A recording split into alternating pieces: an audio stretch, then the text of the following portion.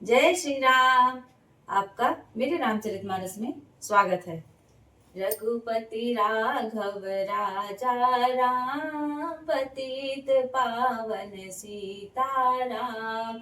रघुपति राघव राजा राम, पतित पावन सीताराम।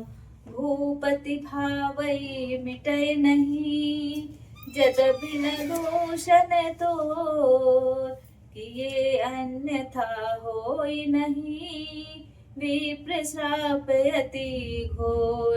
अर्थात, हे राजन, यद्यपि तुम्हारा दोष तो नहीं है, यह ब्राह्मण राजा को कह रहे हैं कि तुम्हारा दोष तो नहीं है, फिर भी होनहार नहीं है, क्योंकि जो ब्राह्मणों के द्वारा जो श्राप दे दिया जाता है वह वापस नहीं होता है, वह कांटे से भी नहीं कटता है। अस कही सब मही देव सिधाए, समाचार पुर लोगन पाए। ऐसा कहकर सारे ब्राह्मण अपने अपने नगर के लिए चले जाते हैं और यह समाचार राजा के नगर में फैल जाता है।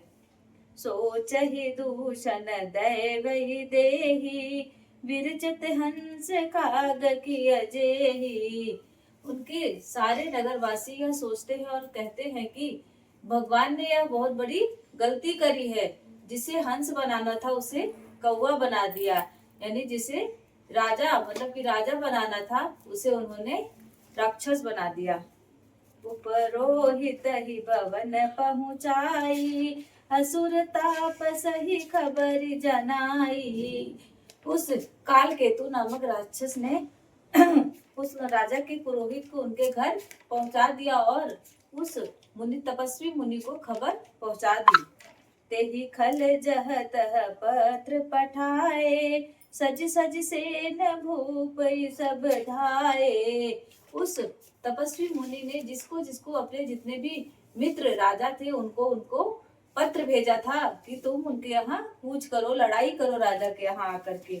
घेरनी नगर निशान बजाई, विविध भात नित होई लड़ाई। और उन्होंने डंका बजा करके नगर में घेर लिया, राजा के मतलब पूरे नगर को उन्होंने घेर लिया। जूझे सकल सुभट कर करनी, बंधु समेत पर उनप धरनी। उन्होंने नित्य प्रति अनेक प्रकार से लड़ाई करना आरंभ कर दिया। भानु प्रताप इतने शूरवीर थे, उन्होंने भी अपने रण में सूझबूझ से लड़ाई करने लगे अपने भाई के साथ। सत्य के तो कुल को नहीं बाचा, विप्र साप किम हो साचा। सत्य केतु का कुल में कोई भी नहीं बचा, क्योंकि ब्राह्मणों का जो श्राप होता है वह कभी मिटता नहीं, वह सत्य ही हुआ। रिपु जिति सब रिपु नगर बसाई, निजपुर गवने जय जय जसु पाई।